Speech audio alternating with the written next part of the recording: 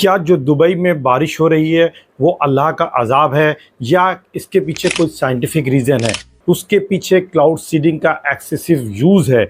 हम इस वीडियो में एक्सप्लोर करने चल रहे हैं। Hi everyone, welcome back to our channel. आज हम क्लाउड सीडिंग के फैसिनेटिंग टॉपिक पर डिस्कस कर रहे हैं और इसे scientific and Islamic both perspective से एक्सप्लोर करने जा रहे हैं। सबसे पहले बादलों को समझते हैं, उसके बाद क्लाउड सीडिंग को समझेंगे, फिर कुरान का क्या कहना है ये भी जानने की कोशिश करेंगे। सो लेट्स डाइव राइट इन। क्यों? क्योंकि दुबई की जो बारिश है, जिस तरीके से वहाँ फ्लड आया है, उसके चलते लोग ये कह रहे हैं कि ये एक अल्लाह का अज़ाब आया है, क्योंकि दुबई ने कुछ ऐसे स्टेप्स लिए हैं जिसके चलते दुबई से अल्लाह नाराज़ है और फिर ये अल्लाह का अज़ाब फ्लड की शक्ल में हमें दिखाई दे रहा है। लेकिन हम इस पूरे टॉपिक में इसके साइंटिफिक रीजंस और अल्लाह का जो कमांड है, उन दोनों पॉइंट ऑफ व्यू को देखने की कोशिश करेंगे और समझने की कोशिश करेंगे कि इनफैक्ट क्या दुबई में हुआ, इसके पीछे क्या इंफ्रास्ट्रक्चरल रीजंस हैं, क्या वहाँ का इंफ्रास्ट्रक्चर इस तरीके की बारिश के लिए प्रिपेयर नहीं था,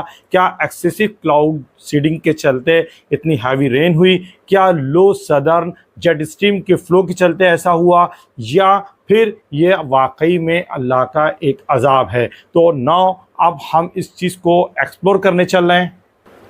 सबसे पहले हम बादलों को समझते हैं। बादल सिर्फ आसमान में दिखने वाले फ्लफी डेकोरेशन ही नहीं है, वे हमारी अर्थ की क्लाइमेट सिस्टम में मेन रोल प्ले करते हैं, मौसम के पैटर्न को प्रभावित करते हैं, सूरज की रोशनी को रिफ्लेक्ट करते हैं। तो आइए बादलों के फॉर्मेशन के पीछे कोई विज्ञान को सबसे पहले समझते हैं। बादल वास्तव में क्या हैं? क्लाउड एटमॉस्फेयर में सस्पेंडेड या निलंबित लटके हुए टेनी वाइटर ड्रॉपलेट्स या आइस क्रिस्टल्स के जाइंट कलेक्शंस की तरह से हैं। लेकिन ये बनते कैसे हैं? इस एक्चुअली स्टेट्स ऑफ मैटर 4 होती है: solid, liquid, gas and plasma. और इसमें हम बादलों के फॉर्मेशन में सॉलिड, लिक्विड और गैस के फॉर्मेशन को थोड़ा समझते हैं। जैसे हम बर्फ़ के टुकड़े को अगर लें तो बर्फ़ का जो टुकड़ा होता है, आइस जो होती है, वो एक सॉलिड स्टेट है। लेकिन जब ये मेल्टिंग में यानी पिघलने लगता है तो ये किस में बदल जाता है? पानी में बदल जाता है, जिसे कि हम द्रव या लिक्विड कहते हैं।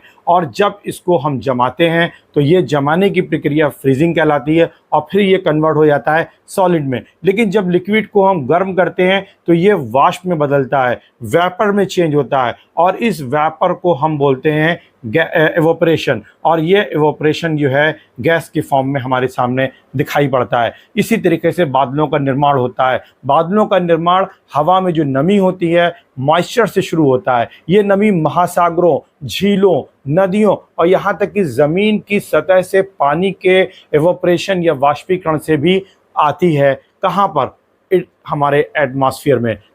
तो इस चीज़ को हम सबसे पहले ध्यान में रखें कि ये जो एवोपरेशन है ये बादलों के लिए बेस का काम करता है। अब ये एवोपरेशन एटमॉस्फेयर में धीरे धीरे ऊपर उठती है, फिर ये फैलती है, एक्सपेंड करती है, फिर ठंडी हो जाती है। This cooling can happen because of decrease atmospheric pressure. या तो हमारा जो एटमॉस्फेरिक प्रेशर है, वातावरणीय दबाव है, उसके कम होने के चलते ये वेपर जो है ठंडी होती है, या एक ऐसी बड़ी मास के कांटेक्ट में आ जाती है जो कि बहुत ज़्यादा ठंडी होती है और उसके कांटेक्ट के चलते ये हवा जो है ठंडी हो जाती है।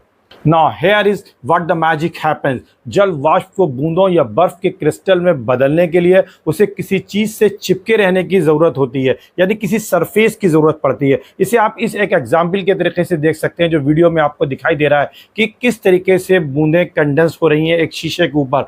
इसी तरीके का प्रोसेस हमारे वातावरण में भी होता है और यहाँ पर कंडेंसेशन न्यूक्लियाई नामक छोटे छोटे कण बनने लगते हैं। ये धूल या जो प्रदूषण के पोल्यूटेंट्स होते हैं, या समुद्र से नमक के कण जो हवा में मौजूद होते हैं, या नेचुरल एरोसल्स होते हैं, उनके साथ चिपक करके बूंदों के निर्माण में कार्य करते हैं। यानी कंडेंसेशन न्यूक्लियाई के छोटे छोटे कण जो है अस्तित्व में आना शुरू होते हैं, एग्जिस्टेंस में आते हैं। अब जैसे जैसे हवा ठंडी होती जाती है, कंडेंसेशन होता जाता है, ये ड्यू पॉइंट पर पहुंच जाती हैं, जिसे हम ओसांग कहते हैं। और ये टिनी वाटर ड्रॉपलेट्स धीरे धीरे छोटी छोटी जो ड्रॉपलेट्स हैं ये आपस में जुड़ती हैं और बड़ी हो जाती हैं, जिसके चलते जो सस्पेंडेड कंडीशन में हमारे इन्वायरमेंट में हैं वो भारी होने की वजह से नीचे गिरने लगती हैं। और इस गिरती हुई बूंदों को ही हम क्या बोलते हैं? बारिश बोलते हैं या वर्षा बोलते हैं। ये बूंदें एक्चुअल में छोटी होती हैं, जिनका व्यास या डायमीटर जो है 0.01 से 0.02 मिलीमीटर तक होता है, लेकिन कंडेंस्ड होकर बादलों का निर्माण करती हैं और इन्हीं से बारिश शुरू होती है। बात क्लाउड सीडिंग पर करते हैं। क्लाउड सीडिंग क्या है और हमें इसे क्यों करते हैं? इनफैक्ट क्लाउड सीडिंग एक मेथड है जिसका इस्तेमाल बादलों में सर्टेन सब्सटेंसेस को डालकर बारिश या बर्फबारी को बढ़ाने के लिए किया जाता है, और ये प्राइमरीली पानी की जो कमी या सूखे की जगह वाली स्थितियां होती हैं वहाँ या उन रीजन्स में इसका इस्तेमाल करते हैं, या फिर बर्फीली पहाड़ी क्षेत्रों में भी किया जा सकता है जहाँ पानी की हर बूंद मायने रखती है, क्योंकि जैसा कि आप जानते हैं जल ही जीवन है, और इस जल की प्राप्ति के लिए ही क्लाउड सीडिंग की मेथोडोलॉजी को डेवलप किया गया है। लेकिन ये क्लाउड सीडिंग काम कैसे करती है? एक्चुअल में सिल्वर आयोडाइड या पोटेशियम आयोडाइड जैसे सब्सटेंसेस को हम एरोप्लेन के ज़रिए से या कैनन के ज़रिए से या रॉकेट के ज़रिए से बादलों के गुच्छे जो हमें आसमान में आपको दिखाई पड़ते हैं उनमें उसको हम बौछार करते हैं या उससे हिट करते हैं, और उसके बाद इन बादलों में न्यूक्लियाई बनते हैं जिससे इनके चारों ओर जो पानी होता है, जल की जो बूंदें होती हैं, वो वाटर ड्रॉपलेट्स कंडेंस हो जाती हैं और फ्रीज हो जाती हैं, जिसके चलते ये जम जाती हैं और अल्टीमेटली लीडिंग टू प्रिसिपिटेशन, जिससे आखिरकार बारिश होती है। और ये नेचर को राइट डायरेक्शन में थोड़ा धक्का देने जैसा है, लाइक नजिंग। जिस तरीके से हम धक्का देके सिचुएशन को चेंज कर देते हैं, ठीक उसी तरीके से जो बादलों के बड़े बड़े हमें शेप नज़र आते हैं उनमें जाकर के जब हम पोटेशियम आयोडाइड या सिल्वर आयोडाइड की नजिंग करते हैं तो ये जमने लगते हैं, कंडेंस्ड हो जाते हैं और बारिश के रूप में बरसने लगते हैं। इस तरह हम कह सकते हैं कि क्लाउड सीडिंग बारिश कराने की एक आर्ट है। एक समृद्ध और दिलचस्प बैक स्टोरी इसके पीछे है कि ये टेक्नोलॉजी कैसे डेवलप हुई। क्लाउड सीडिंग की जो शुरुआत पायनियर्स ऑफ क्लाउड सीडिंग से करते हैं। 20वीं सदी की शुरुआत में चार्ल्स हैडफील्ड जो कि एक वैज्ञानिक थे, अमेरिकन वैज्ञानिक थे, इन्हें रेन मेकर भी कहा जाता है, पहले से ही इन्वायरमेंट में केमिकल मिक्सचर को इस्तेमाल करके बारिश कराने के काम पर प्रेरित हो रहे थे, कुछ दिशा में काम कर रहे थे, लेकिन इनके प्रयोगों को, इनके एक्सपेरिमेंट को बहुत ज़्यादा रिकॉग्निशन नहीं मिला। आगे 1946 के बाद इस डायरेक्शन में बहुत ज़्यादा तेज़ी से प्रोग्रेस हुई जब अमेरिकन साइंटिस्ट विंसेंट शेफर ने ड्राई आइस या ठोस कार्बन डाइऑक्साइड के साथ ग्राउंड ब्रेकिंग एक्सपेरिमेंट शुरू किए, और उन्होंने पाया कि जब हम सुपर कूल जो बादल हैं, क्लाउड्स हैं, उनमें ड्राई आइस या शुष्क बर्फ के कणों को शामिल कर देते हैं, यानी उनकी बौछार करते हैं इन बादलों पर, वे बर्फ के क्रिस्टल के निर्माण को गति देते हैं और प्रिसिपिटेशन या बारिश कराने में कामयाब हो जाते हैं, और इस तरीके से बारिश कराने का प्रयोग सफल हो जाता है।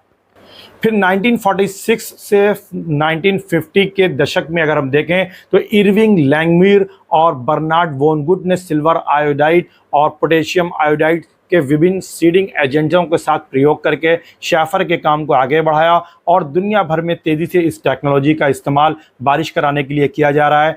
टोक्यो ओलंपिक में इसका इस्तेमाल किया गया, 2008 के बीजिंग ओलंपिक में भी इसका इस्तेमाल हुआ, और दुनिया भर के अगर अलग अलग हिस्सों में देखें तो क्लाउड सीडिंग का इस्तेमाल किया जा रहा है। शुष्क रेगिस्तानों से लेकर बर्फीले माउंटेन रेंजेस तक इसका इस्तेमाल हो रहा है। United state of America, Australia, China, दुनिया भर के देशों में इसका इस्तेमाल हो रहा है, और अब इस टेक्नोलॉजी का बहुत ज़्यादा इस्तेमाल गल्फ़ कंट्रीज़ में हो रहा है, और गल्फ़ कंट्रीज़ में लीडिंग कंट्री जो है वो यूनाइटेड अरब अमीरात है। और अभी जब ये बहुत ज़्यादा वहाँ बारिश हुई जिसके चलते बाढ़ आई, उससे ठीक कुछ दिनों पहले वहाँ पर थोड़े से टाइम में 17 बार से अधिक क्लाउड सीडिंग की ये प्रोसेस अपनाया गया, और इसी बीच अरब सागर में अगर हम देखें तो लो जेट स्ट्रीम सदर्न चल रही थी, जिसके चलते वहाँ पर हैवी रेन हुई, और फिर दुबई का जो इंफ्रास्ट्रक्चर है वो एक ख़ास बारिश के स्तर को ही मैनेज कर सकता है, क्योंकि वो ये ऐसे एरिया हैं जहाँ बारिश बहुत कम होती है, उनका इंफ्रास्ट्रक्चर उतनी ही बारिश को अकोमोडेट कर सकता है जितना वहाँ की बारिश वहाँ के मौसम विभाग के अनुसार सालाना होती है। लेकिन इस प्रोसेस के चलते वहाँ ज़्यादा बारिश हुई, और कुछ ही घंटों में इतनी ज़्यादा बारिश हुई जो कि 2 वर्षों के बारिश से ज़्यादा की बारिश थी, जिसके चलते वहाँ इतना हैवी फ्लड आया और जिसके चलते पूरा दुबई डूब गया। अब हम इस टॉपिक को इस्लामिक पॉइंट ऑफ व्यू से देखते हैं। कलाम पाक में बारिश और बाढ़ जैसी नेचुरल फिनोमिना को अल्लाह की पावर और मर्सी के साइन के रूप में डिस्क्राइब किया गया है, लेकिन यहाँ पर काज एंड इफ़ेक्ट के बारे में भी एक गहरा संदेश है। अगर हम कुरान की बात करें तो कुरान में पैगम्बर नूह अलैहिस्सलाम और ग्रेट फ्लड की कहानी का जिक्र कई आयतों में किया गया है, और ऐसी ही एक आयत का नाम है सूरह अल कमर, जो कि कुरान का चैप्टर नंबर 54 है और वर्स नंबर 9 है, जिसमें ये पूरी स्टोरी दी गई है किस तरीके से एक ग्रेट फ्लड आया और जिसके चलते पूरी दुनिया जो है डूब गई थी और फिर दोबारा जो है उसका सर्वाइवल हुआ। नूह अलैहिस्सलाम की जो स्टोरी है वो डिवाइन वार्निंग पर ध्यान देने और राइटियसनेस का पालन करने और उनके इम्पोर्टेंस के साथ साथ डिसबिलीव और ट्रांसग्रेशन के नतीजों की याद दिलाती है। कुरान हमें सिखाता है कि नेचुरल डिज़ास्टर इंक्लूडिंग फ्लड्स कभी कभी रिजल्ट ऑफ ह्यूमन एक्शन होता है, और जब हम राइटियसनेस से डेविएट होते हैं, गुनाहों में डूब जाते हैं, अल्लाह अलमाइटी के आदेशों का ओपनली वायलेट करते हैं, it's a reminder for us to uphold moral values and maintain justice, क्योंकि इंसान खासकर ईमान वालों को अल्लाह सुब्हाना ताला ने ज़मीन पर ज़िम्मेदार खलीफा चुना है। और यहीं पर ध्यान देने की ज़रूरत है कि क्या यूएई के अमीर या यूएई की जो गवर्नमेंट है और उसने एक ज़िम्मेदार खलीफा के रोल को प्ले किया है या नहीं। क्या वो अपने इस रोल को प्ले करने में चूक गए हैं, क्या वो ट्रांसग्रेस कर गए हैं अल्लाह के कमांड को, क्योंकि अल्लाह ने ज़मीन पर खलीफा बनाया किन चीज़ों के लिए, जो चीज़ें अल्लाह ने जायज़ की, और जिन चीज़ों को अल्लाह ने मना किया उनको अल्लाह ताला ने रोका कि उस चीज़ से आपको रुकना है और रोकना है। लेकिन आज वो उन चीज़ों को बढ़ावा दे रहे हैं जिनसे अल्लाह ने रोका है, और जिसके चलते जो बिलीवर्स हैं वो ये सोशल मीडिया पर लगातार अपनी पोस्ट लिख करके ये बात बताने की कोशिश कर रहे हैं कि दुबई ने ट्रांसग्रेस किया अल्लाह के ऑर्डर का, अल्लाह के कमांड का, जिसके चलते ये एक बड़ी फ्लड वहाँ पर आई और पूरा दुबई का इंफ्रास्ट्रक्चर और एक स्मार्ट सिटी जो दुनिया के लिए एक मॉडल था, किस तरीके से उसका मॉडल भरभरा गया, और दुनिया में दुबई का जो इंफ्रास्ट्रक्चर की वीकनेसेस थी वो दुनिया के सामने ज़ाहिर हो गई हैं। और आज दुबई का जो प्रॉपर्टी मार्केट है वो कहीं ना कहीं बहुत ज़्यादा जो है इम्पैक्टेड हुआ है, और उसके चलते दुबई की जो वैल्यू है प्रॉपर्टी की वो भी कहीं ना कहीं कम हुई है। और ये एक साइन हो सकता है, इसे एक साइन के रूप में लिया जा सकता है, और यूएई की गवर्नमेंट को इस दिशा में सोचना चाहिए कि क्या वो ट्रांसग्रेस कर रहे हैं, क्योंकि वो एक इस्लामिक कंट्री होने का दावा करते हैं।